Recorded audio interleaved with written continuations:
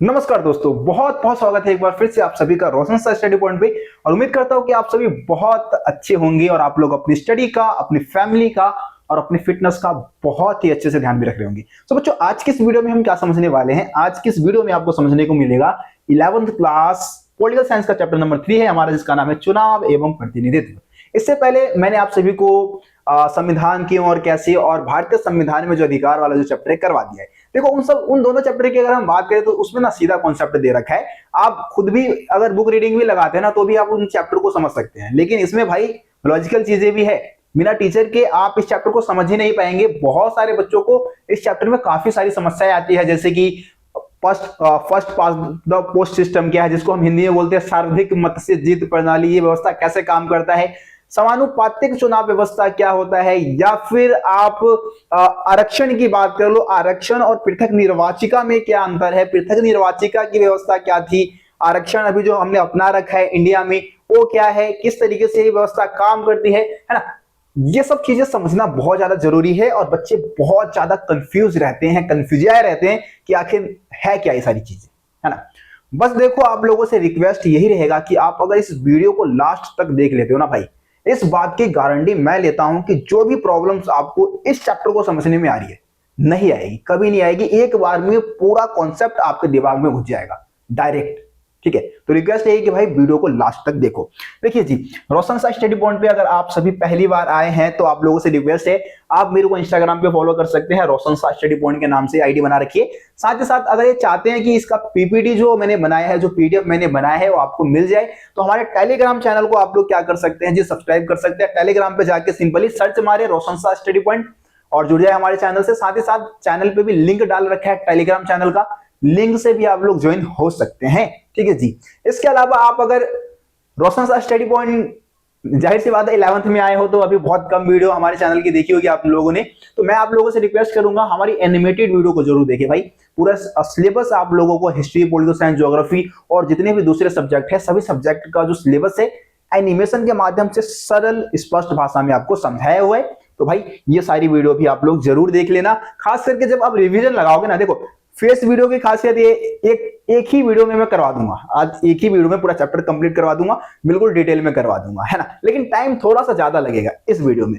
आप अगर animated video देखेंगे तो क्या होगा कि कम टाइम में आपको बहुत सारी चीजें समझने को मिल जाती है और थोड़ा अच्छा भी लगता है, बच्चों को मजा भी आता है समझने में। वैसे तो भाई फेस वीडियो में मजा आने वाला है। ठीक है, चलिए, तो आप एनिमेटेड वीडियो भी हमारे जरूर देख लेना। चलिए आ जाते हैं अपनी पीपीटी में और एक एक करके हम सारी चीजों को समझना शुरू कर देते हैं। ठीक है जी। तो चुनाव और प्रतिनिधित्व हमारे चैप्टर का नाम है। सबसे पहले हम अपने चैप्टर के नाम के अर्थ से ही स्टार्ट करते हैं कि भैया ये चुनाव होता है क्या है, चुनाव से आप क्या समझते हैं। ठीक है, एक बार नोट पैड पे चलते हैं, नोट पैड पे चल के मैं आपको चीजें और अच्छे से समझाने की कोशिश करता हूं। तो चुनाव क्या होता है जी? चुनाव एक ऐसा माध्यम है ना। चुनाव क्या है जी? चुनाव एक ऐसा माध्यम है जिसके माध्यम से हम क्या करते हैं, अपने जनप्रतिनिधि को चुनते हैं, जो हमारे लीडर्स है ना। ठीक है जी, है ना। तो अगर आपसे पूछे भैया ये चुनाव होता क्या है, चुनाव का मतलब किसी ने आपसे पूछ लिया कि चुनाव से आप क्या समझते हैं, तो भाई चुनाव क्या है? एक ऐसा माध्यम है, एक ऐसा तरीका है जिससे कि हम अपने नेताओं को चुनते हैं, अपने लीडर्स को चुनते हैं। जैसे कि आपके क्लास में मॉनिटर का चुनाव होता है, तो उसमें भी क्या होता है भाई, एकदम से टीचर किसी को भी उठा के थोड़ी नहीं मॉनिटर बना देते हैं। उस व्यक्ति को, उस बच्चे को मॉनिटर बनाया जाएगा जिसके पक्ष में ज्यादातर स्टूडेंट होंगे, है ना। तो ये लोकतंत्र है। लोकतंत्र, अभी आपको पता है कि ज्यादातर दुनिया के देशों में लोकतांत्रिक व्यवस्था को अपनाया गया चुनाव, है ना, क्योंकि लोकतंत्र को अपनाया गया तभी तो चुनाव का जन्म हुआ भैया। अगर लोकतंत्र ना होता तो चुनाव की जरूरत ही क्यों होती? लोकतंत्र से पहले क्या हुआ करता था आप सभी को पता है, राजतंत्र, है ना जी। अब राजतंत्र में क्या किसी चुनाव की जरूरत है? नहीं है जी, चुनाव की जरूरत नहीं है। राजा है, राजा का बेटा ही राजा बनेगा, फिर उसका पोता राजा बनेगा, फिर परपोता राजा बनेगा, ऐसे ही चलता रहता था। उस समय चुनाव की जरूरत नहीं होती थी। जब लोकतांत्रिक व्यवस्था अपनाया हमने पूरी दुनिया में, जब लोकतांत्रिक व्यवस्था को अपनाया गया, तब उसके बाद हमारे को चुनाव की जरूरत हुई, है ना। और चुनाव आप समझ गए, चुनाव एक ऐसा माध्यम जिससे कि हम अपने जनप्रतिनिधि को चुनते हैं, अपने लीडर्स को, अपने नेता को चुनते हैं चुनाव के माध्यम से। अब आप सभी को पता होगा कि जब प्राचीन समय की हम बात करते हैं, जब हम प्राचीन समय की बात करते हैं, तो ऐसा नहीं है कि लोकतंत्र जो है एकदम से जन्म गया। लोकतंत्र पहले भी था, प्राचीन काल में भी लोकतंत्र का एग्जाम्पल हमें देखने को मिल जाता है। तो भैया कहां देखने को मिलता है ये भी बता दो, भैया कहां देखने को मिला ये लोकतंत्र जो है, ये इसकी शुरुआत कहां से हुई भैया? देखो, लोकतंत्र की अगर हम बात करें तो लोकतंत्र भी ना दो प्रकार का होता है, ठीक है। प्रत्यक्ष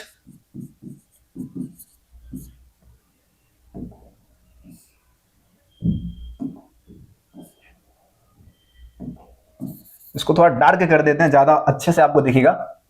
तो लोकतंत्र भी दो प्रकार का होता है, प्रत्यक्ष और अप्रत्यक्ष, ठीक है जी, है ना। अब प्रत्यक्ष में क्या होता है और अप्रत्यक्ष में क्या होता है? देखो, प्रत्यक्ष लोकतंत्र में क्या होता था, जो आम नागरिक है, जो जनता है, वो प्रत्यक्ष रूप पे डायरेक्ट तौर पे क्या करता था, शासन व्यवस्था में हिस्सेदारी लेता था। इसका सबसे बड़ा एग्जाम्पल हमें यूनान में देखने को मिलता है। कहां जी? यूनान। यूनान को हम इस समय किस नाम से जानते हैं जी?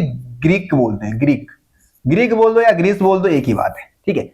जो ग्रीक है, ग्रीक में क्या होता था कि सभी लोग एक जगह पे इकट्ठे हो जाते थे और वहां की शासन व्यवस्था को मिलकर चलाते थे, सब फैसले लेते थे, ठीक है। मतलब सभा बुलाई जाती थी, किसी मुद्दे पे फैसले लेना है तो नागरिक एक मैदान में इकट्ठे हो जाते थे और वहां पे क्या होता था, वोट, मतलब कोई मुद्दा उठाया गया और उस पर जो ज्यादा लोगों ने सहमति जता दी तो उस फैसले को मान लिया जाता था। तो यूनान में एक नगर था, नगर का नाम क्या था जी? नगर का नाम था एथेंस। एथेंस, ठीक है जी। तो एथेंस से सबसे पहले जो लोकतंत्र की शुरुआत हुई वो कहां से हुई? एथेंस नगर से हुई, जो कि यूनान का ही एक नगर था। यहीं से सबसे पहले, ओह अभी जाऊंगा, यूट्यूब ओपन हो गया अपने आप, अरे आजा भाई, हाँ। तो सबसे पहले एथेंस नगर से ही लोकतंत्र, प्रत्यक्ष लोकतंत्र की शुरुआत हुई। अब देखो, अभी के समय में हम किस लोकतंत्र को फॉलो करते हैं जी? अभी के समय में अप्रत्यक्ष लोकतंत्र को फॉलो किया जाता है भैया। अब खुद दिमाग लगाओ कि अगर हम सोचे कि भाई भारत की शासन व्यवस्था को हम खुद से चलाए, सारे लोग मिलके शासन व्यवस्था को चलाए, तो ऐसा पॉसिबल है क्या?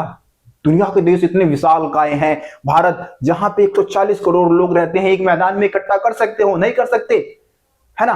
तो इसीलिए चुनाव व्यवस्था को बनाया गया, जिसके माध्यम से आम नागरिक शासन व्यवस्था में सीधे तौर पे हिस्सेदारी नहीं करेंगे, सीधे तौर पे हिस्सेदारी ना करके अपने नेताओं को चुनेंगे, यानी कि अपने प्रतिनिधियों को चुनेंगे, और वो प्रतिनिधि, वो लीडर्स क्या करेंगे? हमारे ऊपर शासन करेंगे, यानी कि हमारा प्रतिनिधि करेंगे, हमारी जो बातें हैं, हमारी जो मांग है, हमारी जो डिमांड है, उसको लागू करने की कोशिश करेंगे। यही तो होता है ना। लोकसभा के जो सांसद हम चुनते हैं या फिर विधायक चुनते हैं, तो हमारे द्वारा चुना गया प्रतिनिधि होता है वो, और हमारे लिए काम कर रहा होता है ना। तो इस समय हम अप्रत्यक्ष लोकतंत्र को अपना रखे हैं। प्रत्यक्ष लोकतंत्र को अपनाना अभी कारगर नहीं हो सकता, विशालकाय देशों में इसको हम नहीं अपना सकते, ठीक है जी। तो चुनाव लोकतंत्र के लिए बहुत जरूरी है। अगर चुनाव नहीं होगा तो कहीं भी लोकतंत्र की स्थापना नहीं हो सकती। जैसे कि अभी आप बात कर लो उत्तरी कोरिया की, तो उत्तरी कोरिया में जो किंग जोंग उन है ना, उनका शासन है भाई साहब का। तो क्या वहां पर लोकतांत्रिक व्यवस्था है? नहीं है, तानाशाही व्यवस्था है। राजतंत्र में भी यही होता था, ठीक है जी। तो लोकतंत्र के लिए चुनाव का महत्व बहुत ही जरूरी हो जाता है। चलिए आ जाते हैं अपनी पीपीटी में, आगे चैप्टर को हम कंटिन्यू रखते हैं। देखो जी, अगर आप यहां पे देखेंगे तो कुछ इंट्रोडक्शन दे रखा है चैप्टर का, वो तो मैंने आपको दे ही दिया। जो चीजें मैंने आपको अभी समझाया है, यही सारी चीजें यहाँ पे आपको लिखी हुई मिल जाएगी। तो एक बार फिर भी हम रीड कर लेते हैं ताकि बच्चे कंफ्यूजन में ना रहे, कंफ्यूजिया ना रहे। देखो, नागरिक अपने प्रतिनिधि को चुनते हैं जो देश के शासन तथा प्रशासन को चलाने में सक्रिय रूप से काम करते हैं। हम अपने प्रतिनिधियों को चुनते हैं, अपने लीडर्स को चुनते हैं, जो कि हमारे लिए क्या करते हैं? काम करते हैं, योजनाएं बनाते हैं, कानून वगैरह बनाते हैं। इन प्रतिनिधियों को चुनने की विधि को चुनाव कहा जाता है ना, या निर्वाचन भी बोलते हैं। निर्वाचन का मतलब भी चुनाव ही होता है, ठीक है। निर्वाचन के मतलब को आप समझ जाए आसानी से। निर्वाचन का मतलब ही क्या होता है? चुनाव करना ही होता है। तो जिस माध्यम से हम क्या करते हैं, अपने जनप्रतिनिधियों को चुनते हैं, उसी को हम क्या बोल देते हैं जी, उसी को हम बोल देते हैं चुनाव। ठीक है जी, आगे आ जाओ, अगले पेज पे आ जाओगे। चुनाव और लोकतंत्र, महत्वपूर्ण निर्णय लेने और प्रशासन चलाने में नागरिकों की भूमिका सीमित होती है। उसमें नागरिक अप्रत्यक्ष रूप से अपने निर्वाचित प्रतिनिधि के जरिए शामिल होता है ना। मतलब कि जैसे कोई कानून बनाना है तो कानून बनाने में नागरिक की भूमिका असीमित होती है, मतलब कम होती है, बल्कि उसके लिए काम कौन कर रहा होता है, जो प्रतिनिधि वो चुनता है, अपने प्रतिनिधि को चुनता है, वो क्या करता है, उसके लिए कानून बनाने का काम करता है। सभी प्रमुख निर्णय निर्वाचित प्रतिनिधियों के माध्यम से लिए जाते हैं, इसलिए प्रतिनिधियों के लिए निर्वाचन का तरीका बहुत महत्वपूर्ण होता है। ठीक है जी, तो सारे फैसले जो है हम खुद नहीं ले रहे, चुनाव के माध्यम से हमने जिस नेता को चुना है वो क्या करेगा, हमारे लिए सारे फैसले लेगा। ठीक है जी, हमारी डिमांड को पूरा करने की कोशिश करेगा, तभी तो आगे हम क्या करेंगे जी, उसको दोबारा से लेके आएंगे अपने सरकार में। ठीक है जी, सभी चुनाव लोकतांत्रिक नहीं होते, बहुत सारे गैर लोकतांत्रिक देश भी चुनाव होते हैं, है ना। बहुत सारे देश जो है जो लोकतांत्रिक नहीं है लेकिन वहां पे भी चुनाव हो रहे हैं, जैसे कि चाइना की अगर आप बात कर लो तो चाइना को हम एक लोकतांत्रिक देश नहीं कह सकते, है ना। जो हमारे जी जिनपिंग साहब जी है वो काफी सालों से वहां के राष्ट्रपति बने हुए हैं, तो वहां पे मतलब उनकी जो पार्टी है, एक ही पार्टी है, सरकार में खड़ी हो जाती है भाई, उसी को लोग वोट देते हैं, वही जीतती है, कुछ मतलब है ही नहीं वहां पे। उसको हम गैर लोकतांत्रिक देश ही कहेंगे, लोकतांत्रिक देश नहीं कहेंगे। लेकिन अपने आप को लोकतांत्रिक दिखाने के लिए वहां पे क्या होता है जी, चुनाव करवा दिया जाता है। ठीक है जी, हर लोकतांत्रिक देश के संविधान में चुनाव के लिए कुछ मूलभूत नियम बनाए जाते हैं, यह नियम कानून निर्माण का काम विधायिका करती है। तो हर सभी देश में क्या होता है, चुनाव के लिए कुछ मूलभूत नियम बनाए जाते हैं विधायिका के द्वारा, है ना। तो ये नियम कानून बनाने का काम या कानून का निर्माण करने का काम विधायिका द्वारा की जाती है। सरकार का लक्ष्य एक स्वतंत्र और निष्पक्ष चुनाव करवाना है, जिसे लोकतांत्रिक चुनाव कहा जाता है, और न्यायपूर्ण प्रतिनिधित्व होता है इसके माध्यम से। तो सरकार का एक महत्वपूर्ण काम क्या है जी, एक निष्पक्ष चुनाव करवाना, ताकि एक सही लोकतंत्र की स्थापना हो सके। उम्मीद करता हूं ये सारी, अभी देखो अभी मेन चीजें नहीं आ रहा है, ये इंट्रोडक्शन ही चल रहा है, चैप्टर का इंट्रोडक्शन चल रहा है हमारा, है ना, उसी को मैं पढ़ रहा हूं और चीजें आपको समझ में भी आ रही होगी आसानी से, ज्यादा तेज भी तो नहीं है ना, है ना। भारत में चुनाव व्यवस्था, अब भारत की चुनाव व्यवस्था की हम यहाँ पे बात करने वाले हैं। ठीक है जी, तो देखो वही first past the post system यानी कि सर्वाधिक मत से जीत प्रणाली को भारत में अपनाया गया है।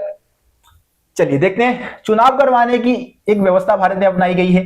जिस प्रत्याशी को सबसे ज्यादा वोट मिलता है वह चुना जाता है। प्रत्याशी मतलब कौन है, प्रत्याशी यानी कि जो चुनाव में खड़ा हुआ है उसको हम क्या बोलेंगे, प्रत्याशी बोलेंगे, है ना। तो जिस प्रत्याशी को सबसे ज्यादा वोट मिलती है वो चुना जाता है। पूरे विश्व में हम ज्यादातर देशों में इसी चुनाव व्यवस्था को अपनाया गया है, इसी तरीके का चुनाव होता है। जिस प्रत्याशी को सबसे ज्यादा वोट मिलता है वही चुना जाता है, ये तो हमें पता है ना।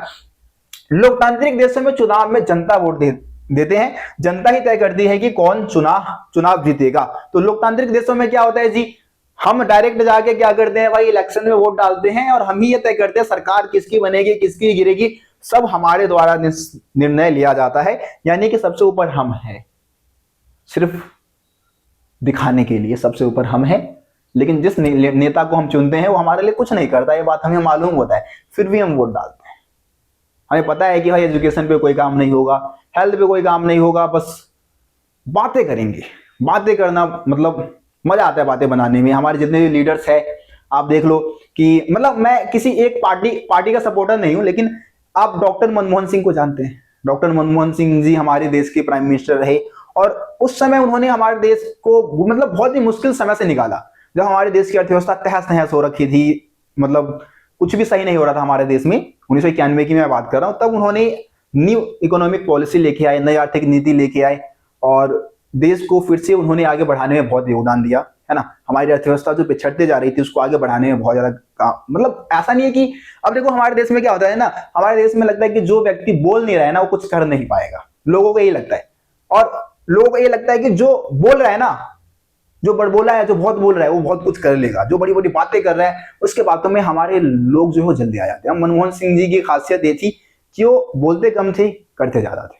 ठीक है, काम में विश्वास करने वाले व्यक्ति थे वो, लेकिन भारत के लोगों ने उनको वो रिस्पेक्ट नहीं दिया जिस रिस्पेक्ट के वो काबिल थे।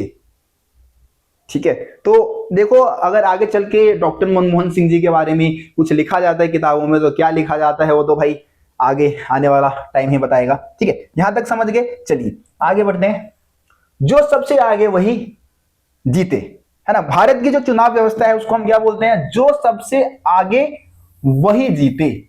जो सबसे आगे वही जीते, या फिर सर्वाधिक मत से जीत प्रणाली बोलते हैं। सर्वाधिक मत से जीत प्रणाली, इंग्लिश में क्या बोलते हैं, first past the post system. इस व्यवस्था को भारत में अपनाया गया है। यहां पे एक एग्जाम्पल दिया गया है, उस एग्जाम्पल के माध्यम से आपको इस चुनाव व्यवस्था को आसानी से समझने में हेल्प मिलने वाली है। देखो जी क्या लिखा है कि, कलर चेंज कर देते हैं जी जरा, हम पहले कलर चेंज कर दिया। हाँ देखो क्या लिखा है कि कांग्रेस पार्टी को 1984 के लोकसभा चुनाव में 543 सीटों में से 415 सीटें मिल गई भाई। ठीक है, 415 सीटें, देखो बहुत ज्यादा सीटें मिली। कुल सीटों का लगभग 80% जो है वो कांग्रेस पार्टी को मिल गई। कांग्रेस पार्टी को 3/4, 4 में से 3 हिस्सा वोट तो भाई डायरेक्ट चला गया किसके पास, कांग्रेस पार्टी के पास। किसी भी दल को लोकसभा चुनाव में ऐसी सफलता नहीं मिली। ठीक है, अभी तक नहीं मिली। कांग्रेस पार्टी को लगभग 48% वोट मिली थी। देखो ये समझने वाली बात है, वोट कितने परसेंट मिले, सिर्फ 48%, 50% वोट भी नहीं है। और सीटें कितनी मिल चुकी है जी, सीटें मिल चुकी है 80%। इतना ज्यादा गैप है, इतना ज्यादा गैप, सीधे सीधे 30% का गैप। 48% क्या मिली है वोट, और सीटें 80%। ऐसा क्यों हो रहा है, क्या रीजन है, इसी को समझने वाले हैं हम इस टॉपिक में। देखो आगे पढ़ते हैं। मतलब कुल मिला के जितने लोगों ने वोट दिया उसमें केवल 48% लोगों ने कांग्रेस को वोट दिया था, लेकिन पार्टी को 80%, 80% से ज्यादा सीटें मिल गई। भाजपा को मात्र 7.4% जो वोटें हैं वो इस चुनाव में मिली थी।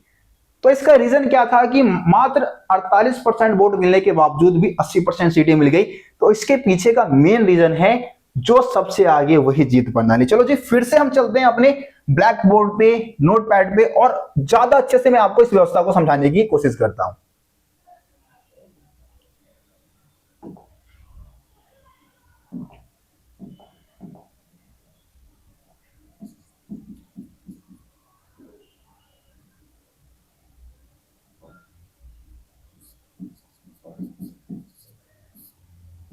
सर्वाधिक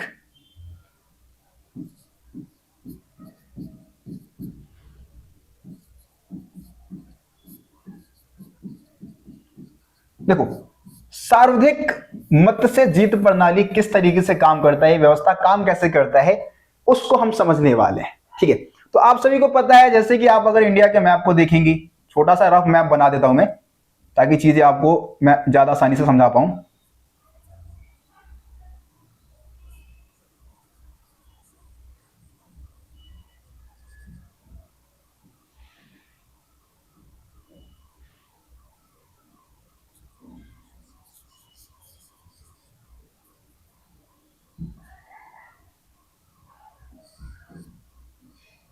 ठीक है, तो ये मैंने छोटा सा इंडिया का मैप बनाया है। आप सभी को पता है कि इंडिया में लोकसभा की कितनी सीटें है जी,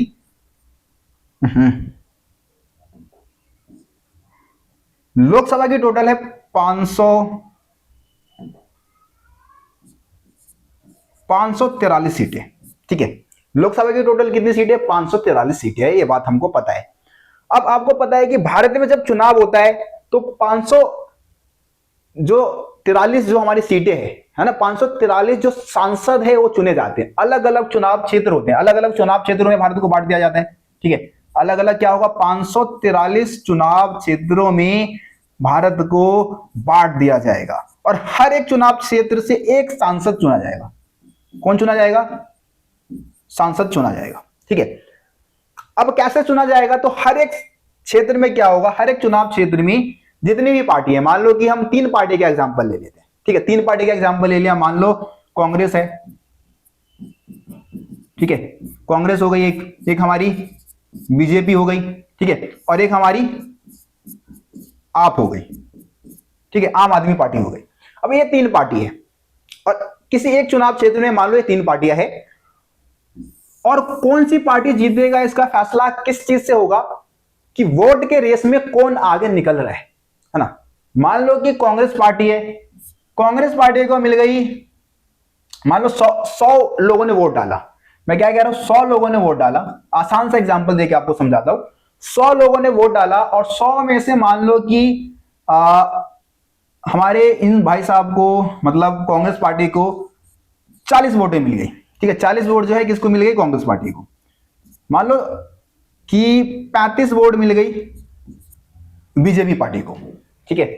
बच गया कितना, 25, है ना। मान लो 25 वोट मिल गया आम आदमी पार्टी को, ठीक है। आई बात समझ में। तो 40%, मतलब 40 लोगों ने, सबसे ज्यादा लोगों ने किसको वोट दिया है, कांग्रेस पार्टी को। तो इस चुनाव क्षेत्र से कौन जीता जाएगा, कौन मतलब किसकी जीत मानी जाएगी, कांग्रेस पार्टी की, ठीक है। तो ये बहुत आसान था। सार्वधिक मत से जीत प्रणाली में क्या होता है कि किसी विशेष चुनाव क्षेत्र में जिस पार्टी को सबसे ज्यादा वोट मिलती है उसकी जीत मानी जाती है। ये तो बहुत आसान है, इसको मतलब आप चुटकियों में समझ जाएंगे, ठीक है। अब यहां पे जैसे कि आप इस पेज पे देख रहे थे, एक चीज और मैं आपको समझा देता हूं, कहीं आपको आगे चल के कोई दिक्कत ना आए। हाँ, तो यहां पे हम देख रहे थे कि भाई वोट कितना मिला है, वोट मात्र 48% वोटें मिली है, लेकिन सीटें कितनी जा रही है, 80%। इसके पीछे का मेन रीजन ये था कि किसी भी चुनाव क्षेत्र में किसी एक प्रत्याशी को, है ना, कोई एक नेता को किसी दूसरे नेता से एक वोट भी ज्यादा मिल गया ना, तो वहां से जीत उसकी मानी जाएगी, ठीक है। बहुत सारी पार्टियां होती है, अब किसी एक पार्टी को दूसरी पार्टी की तुलना में एक वोट भी ज्यादा मिल गया तो वो जीत जाएगा। तो यहाँ पे वोट परसेंट मैटर नहीं करता है, बल्कि जीत मैटर करता है।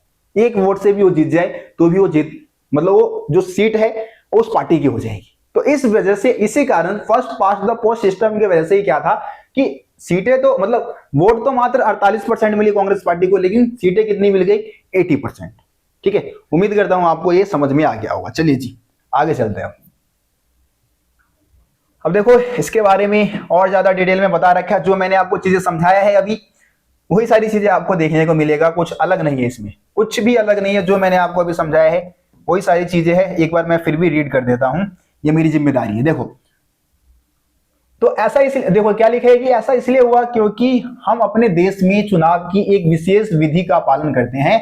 इस विधि में क्या होता है कि पूरे देश को 543 निर्वाचित क्षेत्रों में बांट दिया जाता है। हर निर्वाचित क्षेत्र से एक प्रतिनिधि को चुना जाता है। सिर्फ एक, पार्टियां तो बहुत सारी होंगी, है ना, किसी को 10% मिल जाएगा, किसी को 20% मिल जाएगा, किसी को 25% वोट मिल जाएगा, वोट बट जाता है, लेकिन सीट तो किसी एक पार्टी को ही मिला है ना भाई, सीट तो किसी एक पार्टी के पास जाएगा, तो कोई एक पार्टी को सीट मिलती है ना। उस निर्वाचन क्षेत्र में जिस प्रत्याशी को सबसे ज्यादा वोट मिलती है उसे निर्वाचित घोषित कर दिया जाता है, यानी कि वो जीत जाता है उस चुनाव क्षेत्र से, ठीक है।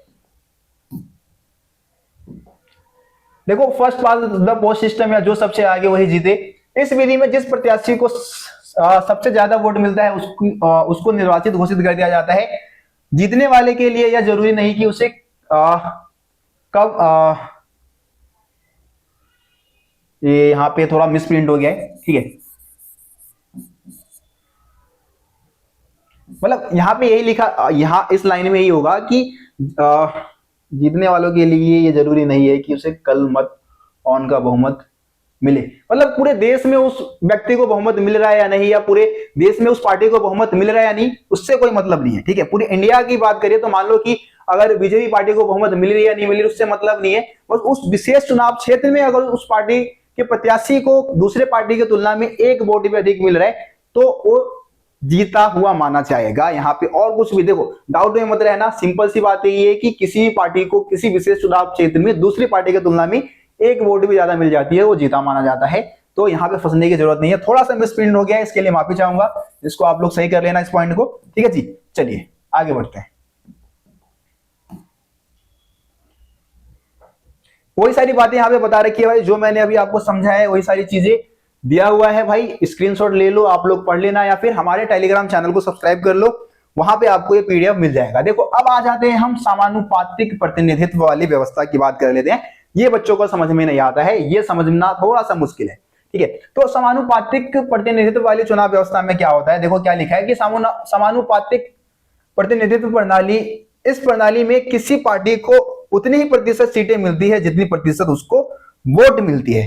ठीक है, मतलब कि वोट के प्रतिशत से ही सीट तय की जाती है कि उस पार्टी को कितनी सीटें दी जाएगी। ये नहीं जैसे first past the post system में होता था कि भाई वोट का परसेंट कितना है 48, कांग्रेस पार्टी को मात्र 48% ही वोट मिले थे, है ना। लेकिन सीटें कितनी थी, सीटों का परसेंट कितना था 80%।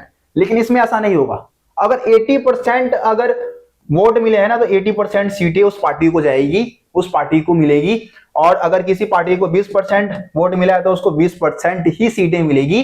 यानी कि जितना मतलब उस पार्टी को वोट मिल रहा है उसी के परसेंट में उसको सीटें दी जाती है। ठीक है जी, चलो इसको भी एक बार एग्जांपल से हम समझ लेते हैं।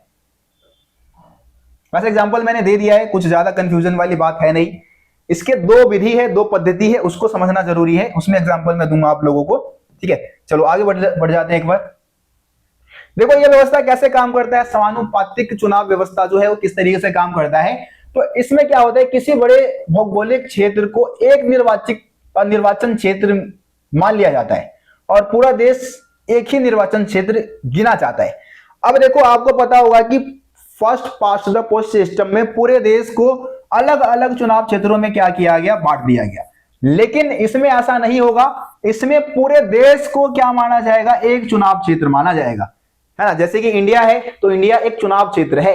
अब यहाँ पे अलग अलग जगह पे प्रत्याशी नहीं होंगे, प्रत्याशी को तो वोट देना ही नहीं, प्रत्याशियों से मतलब ही नहीं है हमारे को कि हमारे किस एरिया से कौन सा प्रत्याशी खड़ा हुआ है जी, कौन सा नेता खड़ा हुआ है, कौन सा सांसद खड़ा, इससे मतलब ही नहीं है। सीधा जाके आपको पार्टी को वोट डाल देना है। बीजेपी पार्टी है, कांग्रेस लीडर से मतलब ही नहीं है, सीधा जाके आप पार्टी को वोट डालो। कांग्रेस पार्टी, बीजेपी या फिर आम, किसको आप वोट देना चाहते हो सीधा जाके वोट डाल दो। ठीक है, इस तरीके से ये व्यवस्था जो है काम करता है। एक निर्वाचन क्षेत्र से अनेक प्रतिनिधि चुने जा सकते हैं। एक निर्वाचन क्षेत्र जो है वहां से अनेक प्रतिनिधि जो है वो चुने जा सकते हैं। यानी कि पूरी तरीके से डिपेंड करता है कि किस पार्टी को कितनी % सीटें मिली है, उसके कितने % वोट मिले हैं, उसके % मतलब जितने % उसको वोट मिलेंगे उसी के % में उसको सीटें दे दी जाएगी। देखो आगे क्या लिखा है, मतदाता राजनीतिक पार्टी को वोट देता है। हर राजनीतिक पार्टी को प्राप्त मत के अनुपात में विधायिका में सीटें हासिल होती है। कहने का मतलब वो ये है कि भाई जितने % उसको वोट मिले हैं, जितने % पार्टी को मत मिला है, उसी के अनुपात में मतलब उतनी ही % उसको सीटें मिल जाएगी। ठीक है जी, विजयी प्रत्याशी को वोट का बहुमत प्राप्त होता है। उदाहरण इजराइल और नीदरलैंड। ठीक है जी, इसको एक बार चलते हैं फिर से बोर्ड में, मेरे ख्याल से लेके जाता हूं और फिर आपको समझाता हूं, फिर आपको समझ में आएगा। देखो जैसे कि यहां पे हमने समझा था कि कोई भी पार्टी है अलग अलग, देखो सार्वधिक हमारी जो मत से जीत प्रणाली है, इसमें क्या होता है कि कोई भी पार्टी को एक वोट भी अगर दूसरी पार्टी की तुलना में ज्यादा मिलेगा तो वो जीत माना जाएगा, उसकी जीत हो जाएगी। लेकिन समानुपातिक प्रतिनिधि में क्या होता है, मान लो कांग्रेस पार्टी को 40% वोट मिली, ठीक है, 35% किसको मिल गया जी, बीजेपी पार्टी को, और 25% आम आदमी पार्टी को % मिला है। अब सीटें भी किस अनुपात में मिलेगा, इसी अनुपात में मिलेगा, है ना। जो सरकार जब बनाई जाएगी तो सरकार बनाई जाएगी तब क्या होगा, कांग्रेस पार्टी को 40% सीटें दे दी जाएगी। ठीक है, जो भी लोकसभा में जितनी भी सीटें, विधायिका में जितनी भी सीटें है, उसका 40% सीटें किसको मिल जाएगी, कांग्रेस पार्टी को। बीजेपी पार्टी को 35% सीटें मिल जाएगी, आम आदमी पार्टी को 25% सीटें मिल जाएगी। अब हमारे यहाँ पे क्या होता है, सार्वधिक मत से जीत प्रणाली में क्या होता है, भाई वोट भले ही 25% मिला है लेकिन गारंटी नहीं है कि सीट एक भी मिलेगा या नहीं मिलेगा। सीट पाने के लिए किसी विशेष चुनाव क्षेत्र में सबसे आगे आना ही होगा, तभी जाके वो सीट मिल पाएगा एक पार्टी को। ये हमारे देश में होता है। लेकिन समानुपातिक प्रतिनिधित्व प्रणाली में क्या होता है, समानुपातिक व्यवस्था में क्या होता है कि उस पार्टी को जितने % वोट मिले हैं उसके अनुपात में उसको सीटें दी ही जाएगी, है ना, विधायिका में। तो अब आसानी से आप लोगों को समझ में आ गया होगा, first past the post system में पूरे देश को अलग अलग छोटे छोटे चुनाव क्षेत्रों में बांट दिया जाता है, लेकिन समानुपातिक चुनाव व्यवस्था में ऐसा नहीं होता। ठीक है, यहां पे क्या होता है कि पूरे देश को ही एक चुनाव क्षेत्र माना जाता है।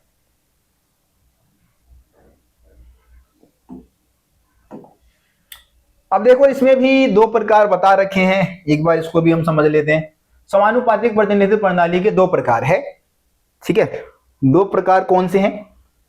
पहला प्रकार क्या दे रखा है, पहले प्रकार में क्या दे रखा है जी, उसको पढ़ लेते हैं एक बार। देखो क्या लिखा है कि इजराइल या नीदरलैंड में पूरे देश को एक निर्वाचन क्षेत्र मानकर हर पार्टी को राष्ट्रीय चुनाव में प्राप्त वोटों के अनुपात में सीटें दी जाती है। मतलब कि इजराइल और नीदरलैंड जैसे देशों में क्या होता है, जितनी मतलब पूरे देश को एक चुनाव क्षेत्र में बांटा गया है और जिस पार्टी को जितनी % वोट मिली है उसके अनुपात में उनको सीटें दे दी जाती है। तो ये तो सिंपल हो गया जो कि हमने अभी समझा। दूसरा प्रकार क्या है जिसका, दूसरा प्रकार यह है कि अर्जेंटीना और पुर्तगाल जैसे देशों में क्या है कि बहुसदस्यीय निर्वाचन क्षेत्र में बांट दिया जाता है। मतलब कि पूरे देश को यहां पे भी क्या होगा कि बड़े बड़े चुनाव क्षेत्रों में बांटा जाएगा। जैसे कि सार्वधिक मत से थोड़ा सा अलग होता है, ज्यादा चुनाव क्षेत्र नहीं बनाए जाते, कुछ बड़े बड़े बहुत बड़े मतलब जो चुनाव क्षेत्र है उसमें देश को बांट दिया जाता है और हर जगह से पार्टी को सीटें उसी अनुपात में मिलेगी जितने % उसको। मान लो कि पहला चुनाव क्षेत्र ये चुनाव क्षेत्र नंबर 1 है, मान लो ये नंबर 1 है, यहां पे किसी पार्टी को 20% वोट मिल गया, किसी को मान लो 60% मिल गया, ठीक है, और किसी को फिर 20% मिल गया। तो ये इस देश में ये जो चुनाव क्षेत्र होगा ना, यहाँ पे भी क्या होगा, उसके इस चुनाव क्षेत्र में जितने % उसको वोट मिले हैं उसी % के अकॉर्डिंग उसको सीटें दे दी जाएगी। फिर मान लो कि चुनाव क्षेत्र हमारा 2 है, इसमें भी मान लो इसी तरीके से वोट के % के अकॉर्डिंग यहां भी उनको चुनाव क्षेत्र में सीटें दे दी जाएगी। इस तरीके से यह व्यवस्था काम करता है, यानी कि यहां पे कुल मिला के % में ही सीटें दी जाएगी, जितने % वोट मिलेगा उसी % में सीटें दे दी जाएगी। देखो क्या लिखा है, हर पार्टी प्रत्येक निर्वाचन क्षेत्र के लिए अपने प्रतिनिधियों की सूची बनाती है ना, जो भी उनके प्रतिनिधि है उसकी सूची बना लेती है। उसमें उतने ही नाम होते हैं जितने प्रत्याशियों को चुनाव में निर्वाचित क्षेत्र से किया जाना है। मतलब उतने प्रत्याशियों का नाम वो लिख लेते हैं अपने सूची में जितने प्रत्याशियों का चुनाव होने वाला है। इन दोनों ही व्यवस्था होगा, वीडियो लिखा गया मिसप्रिंट हो गया फिर से। इन दोनों ही व्यवस्था में क्या होता है, मतदाता जो है वो प्रत्याशी को वोट नहीं देता, यानी कि प्रत्याशी का पता नहीं होता कि कौन है ना, चेहरा भी नहीं पता होता, पार्टी का चेहरा कौन है ये भी नहीं पता होता। यहाँ पे तो भाई चेहरे के नाम पे हम वोट डालते हैं इंडिया में, है ना, मोदी मोदी मोदी मोदी, ऐसा इन व्यवस्थाओं में नहीं होता। यहाँ पे तो पार्टी से मतलब होता है, ठीक है जी। तो प्रत्याशी को वोट नहीं दिया जाता बल्कि राजनीतिक दलों को वोट देते हैं। निर्वाचन क्षेत्र में जितने मत पार्टी को प्राप्त होंगे उसी आधार पे उससे निर्वाचित क्षेत्र में सीटें दे दी जाएगी। सेम बातें वही बातें लिखी हुई आ रही है, कहीं भी कोई कंफ्यूजन मेरे हिसाब से अब नहीं बचा होगा। अब सारी चीजें आप लोगों को समझ में आ गया होगा, ठीक है जी। तो आगे बढ़े, फिर हम आगे बढ़े, चलिए। आधे घंटे से ऊपर की वीडियो हो चुकी है, वीडियो लंबी बनने वाली है भाई, वीडियो लंबी बनने वाली है, थोड़ा सा तेजी में चलते हैं। हाँ देखो आगे क्या लिखा है कि हमारे देश में समानुपातिक प्रतिनिधित्व प्रणाली को सिर्फ अप्रत्यक्ष चुनाव के लिए अपनाया गया है। मतलब जहां भी, जैसे कि लोकसभा की अगर हम बात करें, ठीक है, तो लोकसभा में क्या होता है, लोकसभा में हम भाई प्रत्यक्ष रूप से सरकार को चुन रहे हैं, सरकार बनाते हैं हम लोग, है ना। तो यहाँ पे सार्वधिक मत से जीत प्रणाली को अपनाया गया। लेकिन जैसे राष्ट्रपति के चुनाव की बात कर ले या फिर राज्यसभा के जो सदस्य है, यहाँ पे लिखा भी देखो, हमारे संविधान में राष्ट्रपति, उपराष्ट्रपति, राज्यसभा और विधान परिषद के जो चुनाव होते हैं वो समानुपातिक प्रतिनिधित्व प्रणाली के द्वारा ही होता है। समानुपातिक प्रतिनिधित्व प्रणाली के माध्यम से ही क्या होता है, हमारे लोकसभा कह रहा हूं, राज्यसभा, उपराष्ट्रपति और राष्ट्रपति का चुनाव करवाया जाता है, ठीक है जी। तो समझ में आ गया, समानुपातिक प्रतिनिधित्व प्रणाली के माध्यम से भारत में किन किन का चुनाव होता है, राष्ट्रपति, उपराष्ट्रपति, राज्यसभा के सदस्य और विधान परिषद के सदस्यों का, ठीक है। आगे आ जाओ, आगे क्या है, सर्वाधिक वोट पाने वाले की जीत। देखो इसमें पूरा मैं बता चुका हूं, वही बातें हैं, वही बातें लिखी हुई आ रही है। एक बार रीड कर देते हैं इसको भी। देखो क्या लिखा है कि पूरे देश को छोटे छोटे भौगोलिक इकाइयों में बांट दिया देते हैं, जिसे निर्वाचन क्षेत्र कहा जाता है ना, या फिर जिला कह सकते हो, ठीक है। हर निर्वाचन क्षेत्र से एक प्रतिनिधि को चुना जाता है। मतदाता प्रत्याशी को वोट देता है इसमें, ठीक है जी। ये बात याद रखने वाली है कि मतदाता यहाँ पे प्रत्याशी को वोट देता है, लीडर को वोट देता है। राजनीतिक पार्टी को प्राप्त वोटों के अनुपात से अधिक या कम सीटें विधायिका में प्राप्त होती है। ये डिपेंड नहीं करता कि भाई राजनीतिक पार्टी को अगर 50% वोट मिले हैं तो उसको 50% सीटें भी मिल जाएगी, ऐसा कुछ नहीं है है ना, उसको किसी विशेष चुनाव क्षेत्र में जीत मिल रहा है या नहीं मिल रहा है, ये बहुत ज्यादा मैटर इसमें करता है ना। विजय प्रत्याशी को जरूरी नहीं कि वो वोटों का बहुमत यानी कि 50+1 मिले, ये भी जरूरी नहीं है, बल्कि बस उसको क्या करना है, दूसरी पार्टी से जो विजयी जो नेता है, जो जीतने वाला जो नेता है, उसके लिए बस यही जरूरी हो जाता है कि दूसरी पार्टी की तुलना में सिर्फ एक वोट भी वो ज्यादा लेके आ जाए, सिर्फ एक वोट, तो भी वो जीता हुआ माना जाएगा, है ना। इसका उदाहरण कौन से देश है भाई? यूनाइटेड किंगडम है, भारत है, इंग्लैंड, अरे वही बात है यार, यूनाइटेड किंगडम इंग्लैंड एक ही बात है, ठीक है। भारत है, यूनाइटेड किंगडम है, इंग्लैंड है, ठीक है। तो यूनाइटेड किंगडम में आई थिंक 2 या 3 देश आ जाते हैं, है ना। इंग्लैंड एक अलग देश है जो कि यूनाइटेड किंगडम का ही पार्ट है, ठीक है। चलिए आगे आ जाते हैं। देखो समानुपातिक, देखो कई बार क्या होता है ना, दोनों में अंतर पूछा जाता है, तो जब अंतर आपको लिखना होगा ना, जो सर्वाधिक मत से जीत प्रणाली है और समानुपातिक व्यवस्था जो है, उन दोनों में अंतर बताओ, तो यही सारे पॉइंट आपको लिखना है। अब जरा हम समानुपातिक चुनाव व्यवस्था की बात कर लेते हैं, इसके क्या क्या पॉइंट्स बन जाते हैं। तो देखो लिखा क्या है, तो भारत में समानुपातिक प्रतिनिधित्व का एक तीसरा स्वरूप राज्यसभा चुनाव में देखने को मिलता है। मतलब भारत में राज्यसभा का जो चुनाव है इसी विधि से होता है ना। इसमें एकल संक्रमणीय मत प्रणाली को अपनाया गया है। इसमें भी क्या है कि समानुपातिक व्यवस्था का एक व्यवस्था है जिसको हम बोलते हैं एकल संक्रमणीय मत प्रणाली। तो एकल संक्रमणीय मत प्रणाली के माध्यम से ही क्या होता है, हमारे देश में जो राष्ट्रपति है या फिर राज्यसभा का जो सदस्य है उनका चुनाव होता है। हर राज्य को राज्यसभा में सीटों का निश्चित कोटा मिलता है। हर राज्य को क्या होता है, एक कोटा दिया जाता है। उस कोटा मतलब कोटा यानी कि एक संख्या दी जाती है, उसी संख्या में हर राज्य से सदस्यों को चुना जाता है। राज्यों की विधानसभा के सदस्यों द्वारा इन सीटों के लिए चुनाव होते हैं। केवल राज्य के विधायक ही मत देते हैं। जो राज्यों का जो विधानसभा है ना, उसमें भी जो अलग से सदस्य चुने जाते हैं, उसमें केवल विशेष राज्य के जो विधायक है वो भी मतलब वही सिर्फ उसमें वोट डालते हैं, ठीक है जी। प्रत्याशी को जीत के लिए मतों का एक निश्चित कोटा प्राप्त करना पड़ता है। एक निश्चित कोटा जो तय किया गया है वो कोटा उसको प्राप्त करना होगा, तभी जाके इस व्यवस्था के माध्यम से वो जीता हुआ माना जाएगा। देखो भारत में सर्वाधिक मत से जीत प्रणाली को क्यों अपनाया गया, क्या रीजन है, यहाँ पे 3-4 रीजन लिख रखे हैं। मैं आपको सिंपल आसान से पॉइंट्स बता देता हूं। देखो एक तो भाई भारत बहुत ही विशालकाय देश है ना।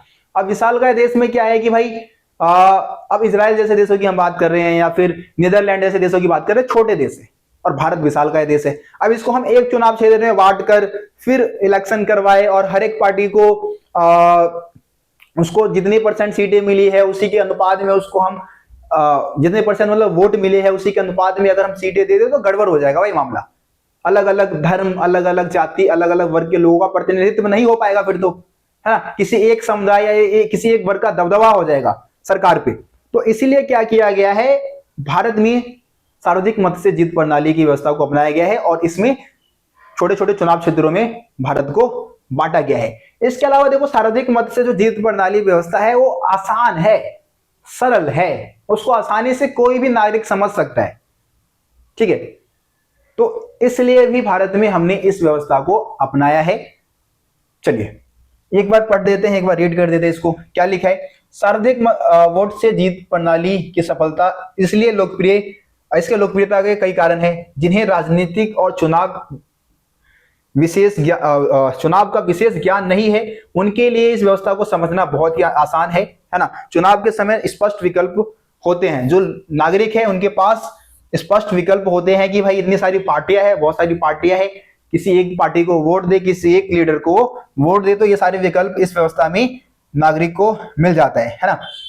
समानुपातिक प्रतिनिधित्व प्रणाली में मतदाता को एक दल चुनने का अवसर दिया जाता है, लेकिन उम्मीदवारों का चुनाव जो है पार्टी द्वारा जारी की गई सूची के हिसाब से होता है, यानी कि जो पार्टी है वही अपने उम्मीदवारों का चुनाव करती है। संसदीय प्रणाली में आवश्यक है कि कार्यपालिका को विधायिका में बहुमत प्राप्त हो, ठीक है जी। संसदीय प्रणाली में कार्यपालिका को विधायिका में बहुमत हासिल करना पड़ता है, तभी जाके सरकार बन पाती है। संसदीय प्रणाली में सर्वाधिक वोट से जीत वाली प्रणाली ज्यादा बेहतर है, क्योंकि यह प्रणाली एक स्थायी सरकार बनाने का काम करती है ना।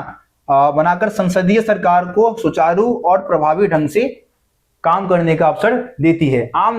मतदाता के लिए सर्वाधिक वोट से जीत प्रणाली समझना बहुत ही सरल है, आसान है। यह प्रणाली केंद्र और राज्य में जो बड़े दलों है उनको स्पष्ट बहुमत दिलाने में सहायक होती है। यानी कि जो भी बड़ी पार्टियां हैं उनको सरकार बनाने में और बहुमत दिलाने में ये व्यवस्था काम करती है। अगर आप समानुपातिक व्यवस्था को अपनाएंगे तो फिर किसी एक पार्टी को बहुमत मिलना मुश्किल हो जाएगा, है ना, और सरकार बनाना फिर बहुत मुश्किल हो जाएगा भारत जैसे देश में। ठीक है जी, चलिए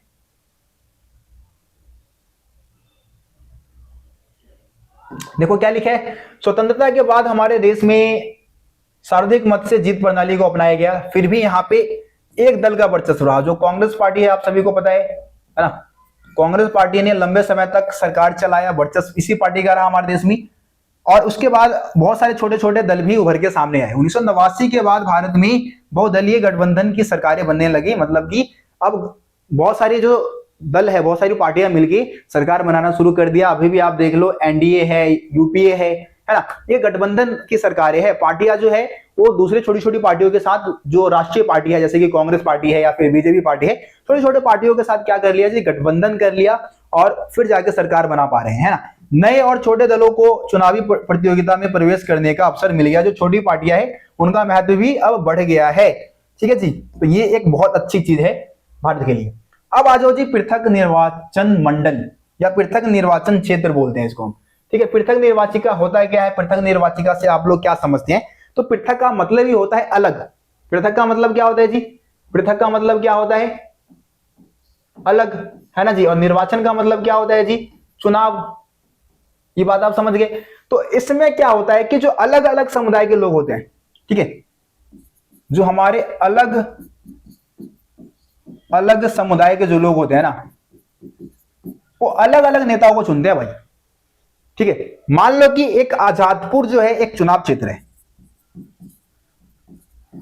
आजादपुर जहां मैं रहता हूं, तो आजादपुर एक चुनाव क्षेत्र है और यहां पे अनेक समुदाय के लोग रहते हैं। मान लो कि यहां पे भैया हिंदू भी रहते हैं, ठीक है जी, यहां पे मुसलमान भी रहते हैं, यहां पे सिख भी रहते हैं। ठीक है, अलग अलग समुदाय के लोग रह रहे हैं। तो पृथक निर्वाचिका में क्या होगा कि अलग अलग समुदाय के लोग अपने अलग अलग लीडर को चुनेंगे।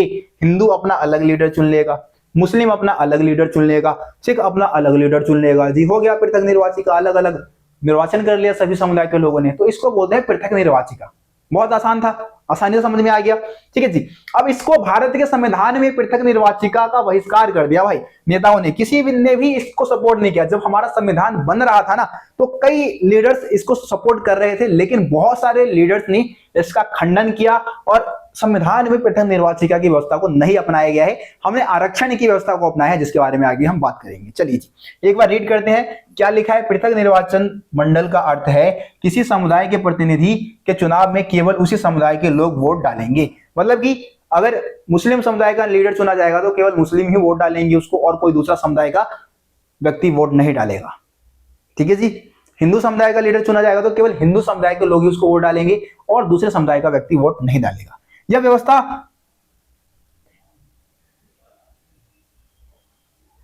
तो देखो, यह व्यवस्था सफल नहीं होने वाली थी भारत में, थोड़ा मिसप्रिंट हो गया फिर से, तो उसके लिए माफी चाहूंगा यार। तो यह व्यवस्था जो है वो सफल सिद्ध नहीं होने वाली थी, इसीलिए संविधान सभा के सदस्यों ने क्या किया, हमारे देश में आरक्षण की व्यवस्था कर दी, है ना। इसका अर्थ यह है कि किसी निर्वाचन क्षेत्र में सभी मतदाता वोट डालेंगे, लेकिन उम्मीदवार केवल उसी समुदाय या सामाजिक वर्ग का होगा जिसके लिए सीट आरक्षित की गई है। अब आरक्षण क्या होता है, देखो आरक्षण क्या होता है, आरक्षण को समझो भैया। देखो आरक्षण का मतलब है किसी एक समुदाय के लिए सीट को आरक्षित कर देना। मान लो कि आजादपुर, फिर से आजादपुर का एग्जांपल ले लेते हैं। अब आजादपुर एक चुनाव क्षेत्र है, ठीक है, और इसको मान लो कि किसी एक जाति के लिए हो सकता है, या फिर महिलाओं के लिए भी सीटें आरक्षित होती है भाई, है ना। किसी एक जाति के लिए या फिर महिला के लिए सीट को क्या कर दिया गया है, आरक्षित कर दिया है। किसी एक जाति के लिए जो अल्पसंख्यक है उनके लिए सीट आरक्षित कर दिया गया। तो इसका मतलब ये नहीं है कि सिर्फ अल्पसंख्यक ही उसको वोट डालेंगे।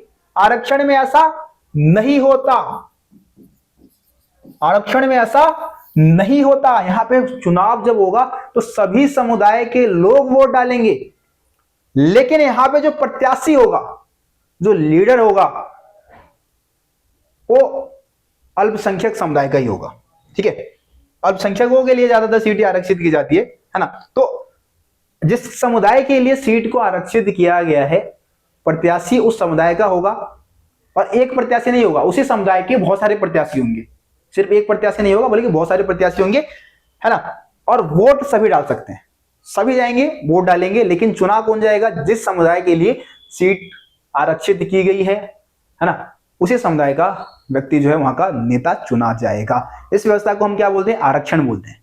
पृथक निर्वाचिका में अलग अलग समुदाय के लोग अलग अलग प्रतिनिधियों को चुनते हैं, वो पृथक निर्वाचिका है। ठीक है, तो आरक्षण समझ गए, पृथक निर्वाचिका समझ गए। चलिए जी आगे आ जाते हैं। देखो क्या लिखा है, कुछ आरक्षण के कुछ डाटा वगैरह दे रखा है, तो इसको भी समझ लेते हैं। क्या लिखा है? संविधान में अनुसूचित जाति और अनुसूचित जनजाति यानी कि जो हमारे एससी है ना, और एसटी समुदाय के लोग जो है, उनके लिए जो है लोकसभा और राज्यसभा की जो विधानसभा है उसमें सीटें जो है आरक्षित कर दी गई है ना। लोकसभा की लगभग हम बात करें जो 543 निर्वाचित सीटें, उसमें से 79 जो सीटें हैं अनुसूचित जनजाति के लिए, और 41 सीटें जो है अनुसूचित 79% जो सीटें हैं, मतलब 79% कह रहा हूं, माफी चाहूंगा, 79 जो सीटें हैं वो अनुसूचित जाति यानी कि एससी के लिए, और जो 41 सीटें यानी कि 41 सीटें जो है वो अनुसूचित जनजाति यानी कि एसटी के लिए आरक्षित है। परिसीमन आयोग का गठन राष्ट्रपति करता है। देखो यहाँ पे ये तो आरक्षण की बात हो गई, यहाँ पे थोड़ा सा नीचे परिसीमन आयोग के बारे में बता रखा है। ठीक है, देखो परिसीमन आयोग क्या होता है? परिसीमन आयोग का मुख्य काम होता है चुनाव क्षेत्र की सीमा तय करना, चुनाव क्षेत्र की सीमांकन करना, है ना। कौन सा चुनाव क्षेत्र किस में आएगा, कौन सा एरिया किस चुनाव क्षेत्र में आएगा, ये पूरी तरीके से काम कौन करती है? परिसीमन आयोग। तो परिसीमन आयोग का गठन जो है राष्ट्रपति के द्वारा किया जाता है। बहुत इंपॉर्टेंट लाइन है, एमसीक्यू में बहुत बार आता है। यह आयोग चुनाव आयोग के साथ मिलकर काम करती है। जो परिसीमन आयोग है ये किसके साथ मिलकर काम करती है? चुनाव आयोग के साथ मिलकर काम करती है। परिसीमन आयोग का गठन पूरे देश में निर्वाचन क्षेत्र की सीमा तय करने के लिए किया जाता है। तो परिसीमन आयोग का मुख्य काम ही यही होता है, देश में निर्वाचन क्षेत्र का सीमा तय करना। परिसीमन आयोग परिसीमन के बाहर हर निर्वाचन क्षेत्र में जनसंख्या की संरचना को देखती है, मतलब कि किस क्षेत्र की जनसंख्या कितनी है, इन सब चीजों का मतलब विश्लेषण करने के बाद ही वो किसी एक एरिया को एक चुनाव क्षेत्र के रूप में बदल देती है। ठीक है जी। परिसीमन आयोग, देखो आगे क्या लिखा है, परिसीमन आयोग उन निर्वाचन क्षेत्रों का चुनाव करता है जिसमें अनुसूचित जनजातियों का अनुपात ज्यादा है। ठीक है, तो यहाँ पे भी आरक्षण वाली जो बात है, अनुसूचित जनजातियों को जो आरक्षण दी जाती है, कहाँ पे दी जानी है, कहाँ पे नहीं दी जानी है, ये सब कौन तय करता है? परिसीमन आयोग ही करता है। शहरी और ग्रामीण स्थानीय सरकारों में महिलाओं के लिए सीटें पहले से ही आरक्षित कर दी गई है। आपको पता है कि भैया हमारे में स्थानीय जो सरकारें हैं, जैसे कि पंचायती राज व्यवस्था की बात कर ले, नगर निगम की बात कर ले, है ना, तो इन सब में महिलाओं के लिए सीटें आरक्षित कर दी गई है। स्वतंत्र और निष्पक्ष चुनाव, देखो चुनाव प्रणाली तभी सही होगी जब वो स्वतंत्र हो और निष्पक्ष होगा, यानी कि किसी एक व्यक्ति के पक्ष में नहीं होगा। चुनाव में जितनी कम धांधलियां होंगी वो चुनाव उतना ही निष्पक्ष माना जाएगा। चुनाव प्रणाली निष्पक्ष और पारदर्शी हो, चुनाव व्यवस्था न्यायपूर्ण ढंग से किया जाए, ये बहुत ज्यादा जरूरी हो जाता है, क्योंकि आपको पता है कि आजकल भाई चुनावों में बहुत ज्यादा धांधली, बहुत ज्यादा पैसा लुटाया जाता है, शराब का बोतल दे दिया जाता है, अद्धा बांटा जाता है, पौवा बांटा जाता है, और इस तरीके से लोगों का जो वोट है वो पार्टियां अपने में ले लेती है। कई लोग भाई 500 रुपए ले भी लेते किसी पार्टी से और वोट किसी और पार्टी को दे आते हैं जिनको देना है। तो ये भी फायदा है, वैसे ऐसे तो हमारे लिए फायदा ही है, लेकिन फिर भी भाई देखो ये सब चीजें ठीक नहीं है ना। पैसों का लालच देना, नशेड़ी बना देना लोगों को, ये सब चीजें ठीक नहीं है। इन व्यवस्थाओं को बदलना होगा, और बदलेंगे कौन? हम और आप मिलकर बदलेंगे, है ना। देखो क्या लिखा है, सार्वभौमिक वयस्क मताधिकार और चुनाव लड़ने का अधिकार। तो आप सभी को पता है कि सार्वभौमिक वयस्क मताधिकार क्या है? सार्वभौमिक वयस्क मताधिकार वह अधिकार है जिसमें हर एक व्यक्ति, चाहे वो महिला हो, पुरुष हो, निम्न जाति का हो, ऊंची जाति का हो, सबको वोट डालने का अधिकार दिया गया है। कंडीशन क्या है? जो वयस्क है, वयस्क यानी कि परिभाषा, वयस्क की परिभाषा क्या दी गई है इसमें? 18 वर्ष। जो 18 वर्ष से अधिक आयु के युवा, है ना, चाहे वो स्त्री हो पुरुष हो, ठीक है, ऊंची जाति का हो, निम्न जाति का हो, सभी को समान रूप से वोट डालने का हक दिया गया है। इसी को हम क्या बोलते हैं, सार्वभौमिक व्यस्क मताधिकार। ठीक है, देखो आगे क्या लिखा है यहाँ पे, ऊपर तो भाई इसका मतलब बता दिया है। अगले पॉइंट में क्या लिखा है, 1989 तक 21 वर्ष से ऊपर के भारतीय नागरिकों को वोट डालने का हक था, लेकिन 1989 में क्या हुआ, संविधान में संशोधन करके 18 वर्ष या उससे अधिक आयु के लोगों को वोट डालने का हक दिया गया। ठीक है जी। विभिन्न पदों पर चुनाव लड़ने की न्यूनतम आयु और योग्यताएं अलग अलग है।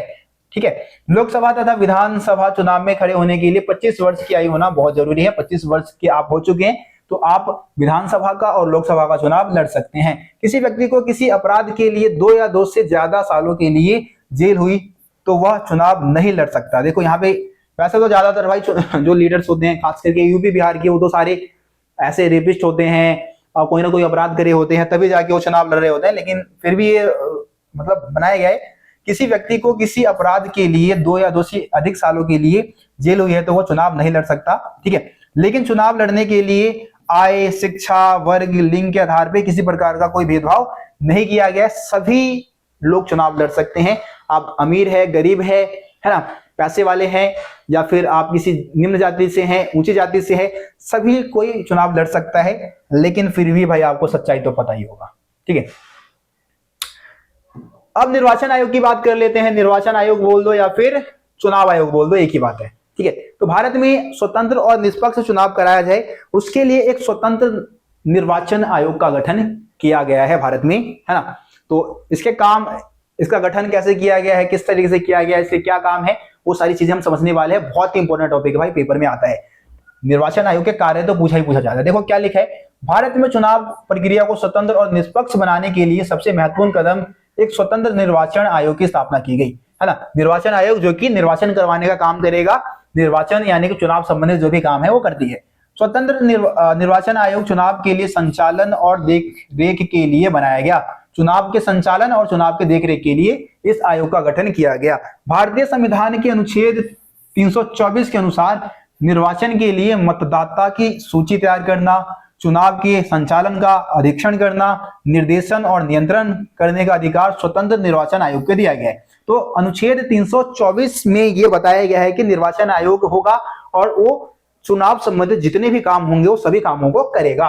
निर्वाचन आयोग की सहायता के लिए राज्य में एक मुख्य निर्वाचन अधिकारी होता है। ठीक है, निर्वाचन आयोग की सहायता के लिए हर एक राज्य में क्या होता है, मुख्य निर्वाचन अधिकारी की नियुक्ति की जाती है। सभी अधिकारी हमारे जो चुनाव निर्वाचन आयोग है उसके साथ मिलकर काम करती है। निर्वाचन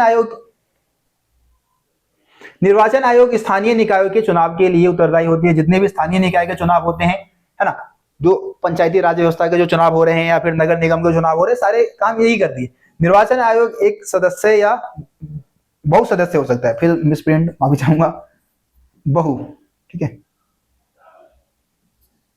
बहु सदस्यीय, मतलब एक निर्वाचन आयोग जो है उसका एक सदस्य भी हो सकता है या फिर एक से ज्यादा सदस्य भी निर्वाचन आयोग के हो सकते हैं। ठीक है, तो आगे क्या लिखा है कि 1989 तक निर्वाचन आयोग एक सदस्य था, यानी कि एक निर्वाचन आयोग का एक क्या होता था, आयुक्त होता था। निर्वाचन आयुक्त सिर्फ एक होता था, लेकिन बाद में इसकी संख्या को बढ़ा दिया गया। देखो 1989 के आम चुनाव से पहले 2 निर्वाचन आयुक्त को चुना गया और इसे बहुसदस्यीय बना दिया गया। ठीक है, लेकिन चुनाव के बाद फिर से एक सदस्य बना दिया गया इसको। 1993 में फिर से 2 निर्वाचन आयुक्तों की नियुक्ति हुई और निर्वाचन आयोग बहुसदस्यीय बन गया। तब से अब तक के बहुसदस्यीय है, मतलब एक सदस्य नहीं होते हैं, इसके अनेक 2-3 निर्वाचन आयुक्त की नियुक्ति की जाती है। मुख्य निर्वाचन आयुक्त निर्वाचन आयोग की अध्यक्षता करता है। जो मुख्य निर्वाचन आयुक्त होता है वो क्या करता है, निर्वाचन आयोग की अध्यक्षता करता है। वो निर्वाचन आयोग का प्रमुख माना जाता है। सामूहिक संस्था के रूप में चुनाव संबंधित सभी निर्णय में मुख्य निर्वाचन आयुक्त और अन्य दोनों निर्वाचन आयुक्त की शक्ति बराबर है। ठीक है, बाकी और सभी कामों में सारे इन तीनों ही का जो अधिकार है वो बराबर है। उनकी नियुक्ति राष्ट्रपति द्वारा मंत्रिपरिषद की सलाह से की जाती है। तो जो मुख्य चुनाव आयुक्त है और 2 अन्य चुनाव आयुक्त है, इनकी नियुक्ति किसके द्वारा की जाती है, राष्ट्रपति के द्वारा। किसके सलाह से, मंत्रिपरिषद के सलाह से। संविधान के अनुसार निर्वाचन आयुक्त 6 वर्षों के लिए चुने जाते हैं और इनका कार्यकाल मतलब कब तक, किस एज तक काम कर सकते हैं, तो 65 वर्ष की आयु तक के काम कर सकते हैं। ठीक है जी। मुख्य निर्वाचन आयुक्त को राष्ट्रपति कार्यकाल के द्वारा हटा भी सकता है। जो राष्ट्रपति है वो मुख्य निर्वाचन आयुक्त को हटा सकता है। ठीक है, तो चुनने का अधिकार भी उसी को दिया गया राष्ट्रपति को, और हटाने का भी अधिकार राष्ट्रपति को दिया गया। भारत के निर्वाचन आयोग को निम्नलिखित कार्य दिए गए हैं, निम्नलिखित कार्य जो है वो करने पड़ते हैं, जैसे कि मतदाता सूची तैयार करना है ना। मतदाता सूची तैयार करने का मतलब यह है कि मतदाता सूची में किसका नाम है, किसका नाम हटाना है, सब यही काम निर्वाचन आयोग ही सारा काम करती है। वह चुनाव का समय और चुनाव का पूरा कार्यक्रम तय कर देता है। भाई चुनाव आयोग ही तय करता है कि चुनाव कब होगा, किस तरीके से होगा, सारा कुछ कार्यक्रम यही तय करती है। निर्वाचन आयोग को स्वतंत्र और निष्पक्ष चुनाव कराने के लिए निर्णय लेने का पूरा अधिकार है। तो स्वतंत्र और निष्पक्ष चुनाव कराने का हक, मतलब स्वतंत्र और निष्पक्ष चुनाव करवाने की जिम्मेदारी भी इसी आयोग को दिया गया है। निर्वाचन आयोग राजनीतिक दलों को मान्यता देने और उन्हें चुनाव चिन्ह बांटने का काम करती है ना। कोई भी राजनीतिक पार्टी है, उसको चुनाव लड़ने का हक है या नहीं, वो तय कौन करेगा? निर्वाचन आयोग ही करेगा। उन्हें चुनाव चिन्ह बांटने का काम भी यही आयोग करता है ना। निर्वाचन आयोग प्रशासनिक मशीनरी की सहायता से चुनाव करवाता है। जो भी हमारे प्रशासनिक मशीनरी है, यानी कि जो सरकारी कर्मचारी है, उनका इस्तेमाल करके चुनाव को करवाता है ये आयोग। चुनाव प्रक्रिया में राज्य केंद्र सरकार के प्रशासनिक अधिकारियों को चुनाव से संबंधित कार्य दिए जाते हैं और निर्वाचन आयोग का उन अधिकारियों पर पूरा नियंत्रण होता है।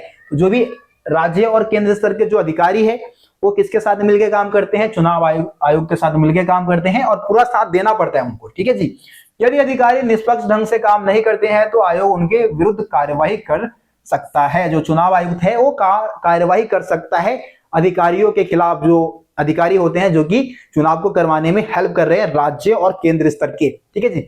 निर्वाचन आयोग ने चुनाव प्रक्रिया की गरिमा को बनाए रखने के लिए निष्पक्ष और न्यायपूर्ण ढंग से काम किया है अभी तक। ठीक है, निर्वाचन आयोग के द्वारा विधानसभाओं के अन्य चुनाव और उपचुनाव भी कराए जाते हैं। उपचुनाव यानी कि किसी कारणवश दोबारा कहीं चुनाव करवाना पड़ रहा है ना, चुनाव हो जाने के बाद, तो उसको उपचुनाव कहते हैं। तो ये भी चुनाव आयोग ही करवाती है। ठीक है जी। चुनाव में सुधार, भाई चुनाव में सुधार बहुत ज्यादा जरूरी है। ठीक है, वही सारी चीजें हैं जो आप सब जानते हैं। भाई चुनाव में क्या सुधार होने चाहिए? तो पैसों का बहुत ज्यादा खर्च यहाँ पे होता है। ठीक है, और जो अपराधी लोग हैं वो चुनाव में खड़े हो जाते हैं, ये भी बहुत गलत चीज है, ये नहीं होना चाहिए, है ना। धांधलियां होती है बहुत ज्यादा, भ्रष्टाचार है। ठीक है, पैसे दे के लोग वोट खरीद लेते हैं। तो ये सब सारी चीजें नहीं होनी चाहिए, ये सारी चीजें सुधरनी चाहिए। ठीक है, भारत में व्यस्क मताधिकार, चुनाव लड़ने की स्वतंत्रता और एक स्वतंत्र निर्वाचन आयोग की स्थापना करके चुनाव को स्वतंत्र और निष्पक्ष बनाने की पूरी कोशिश की गई है। चुनाव है भाई, यहाँ पे फिर से मिसप्रिंट, माफी जाएंगे फिर से। ठीक है, तो एक निष्पक्ष चुनाव कराने की जिम्मेदारी ली है चुनाव आयुक्त ने, है ना। सबको व्यस्क मताधिकार दिया गया है। इसके अलावा चुनाव लड़ने का अधिकार दिया गया है। चुनाव प्रणाली में सुधार के लिए निर्वाचन आयोग विभिन्न राजनीतिक दलों, स्वतंत्र समूहों और अनेक विद्वानों द्वारा सुझाव दिए जाते हैं कि भाई भारत में चुनाव प्रणाली में सुधार होने चाहिए। यह सुझाव निम्नलिखित है। तो बहुत सारे सुझाव दिए गए हैं। कौन कौन से सुझाव है उसको समझ लेते हैं। देखो, चुनाव व्यवस्था को सर्वाधिक मत से जीत प्रणाली के जगह समानुपातिक प्रतिनिधित्व प्रणाली को लागू किया जाना चाहिए। ठीक है, कुछ लोगों का मानना यह है कि समानुपातिक प्रतिनिधित्व वाली व्यवस्था को अपना ले, ताकि धन पैसे वैसे की खर्च जो है वो कम हो। ठीक है, इस व्यवस्था में। उसके बाद क्या है कि संसद और विधानसभा में 1/3 सीटें महिलाओं के लिए आरक्षित किया जाना चाहिए। ठीक है, चुनाव राजनीति में धन के प्रभाव को नियंत्रण में करने के लिए ज्यादा कठोर प्रावधान होने चाहिए। तो पैसों का बेलगामी से जो खर्च करते हैं राजनीतिक पार्टियां, उस पे ऊपर कुछ नियंत्रण रखना चाहिए। जिस प्रत्याशी के खिलाफ फौजदारी मुकदमे है ना, फौजदारी में आई थिंक जो मर्डर का केस आ जाता है ना, तो ये सारी चीजें जो है नहीं होना चाहिए। चुनाव प्रचार में जाति और धर्म के आधार पर होने वाली किसी भी अपील को रोकना चाहिए। जाति या धर्म के आधार पर जो चुनाव प्रचार करती है जो पार्टियां, उसके ऊपर पूरी तरीके से रोक लगा देनी चाहिए। राजनीतिक दलों के लिए कार्य प्रणाली को नियंत्रित करने के लिए और उनके कार्य विधि को ज्यादा पारदर्शी और लोकतांत्रिक बनाने के लिए कानून बनना चाहिए। जो भी राजनीतिक दल है, जो राजनीतिक दल जो काम कर रही है, वो मतलब अपने कार्यकलाप को सही से लोगों के सामने रखे। ठीक है, ज्यादा पारदर्शी तरीके से रखे, ये भी बहुत ज्यादा जरूरी है। तो कुल मिला के 4-5 पॉइंट आप चुनाव सुधार में बता सकते हैं कि भाई धन का जो लगातार अनियंत्रित तरीके से जो पार्टियां खर्च करती है, ऐसा नहीं होना चाहिए। अपराधी प्रवृत्ति के जो लोग हैं उनको चुनाव नहीं लड़ने देना चाहिए। महिलाओं के लिए सीटें आरक्षित कर देनी चाहिए 1/3, है ना। तो ये सब चुनाव सुधार में होने चाहिए। चलिए जी, देखो भारत में चुनाव व्यवस्था की सफलता के कई कारण है। चुनाव व्यवस्था में मतदाताओं को अपने प्रतिनिधियों को चुनने की स्वतंत्रता दी है और उन्हें केंद्र और राज्य में शांतिपूर्वक ढंग से सरकार बदलने का मौका दिया है। तो आम नागरिकों के पास चुनाव व्यवस्था ने यह अधिकार दे दिया है कि वो सरकार को बदल सकते हैं। चुनाव में भाग लेने वाले प्रत्याशी और राजनीतिक दलों की संख्या लगातार बढ़ रही है। इसी वजह से चुनाव व्यवस्था में सभी को अवसर मिला है और यह सभी को साथ लेकर चलता है। सभी को अवसर दिया गया, भाई कोई भी जाए चुनाव लड़े, है ना, जीते, सरकार बनाए। प्रतिनिधि विभिन्न सामाजिक वर्गों से आए हैं, अलग अलग वर्गों के प्रतिनिधि भाई राजनीतिक व्यवस्था में आ रहे हैं। चुनाव परिणाम में किसी भी तरह की धांधली नहीं हुई है। धांधली वाली व्यवस्था हमारे देश में देखी नहीं गई कि भाई किसी चुनाव क्षेत्र में कोई धांधली हुआ हो, है ना। उसके अलावा देखो आगे क्या लिखा है, भारत में निश्चित समय पर होने वाले चुनाव को एक महान लोकतांत्रिक प्रयोग के रूप में प्रसिद्धि मिली है। भारत, आपको पता है कि दुनिया का सबसे बड़ा लोकतांत्रिक देश इंडिया को कहा जाता है ना।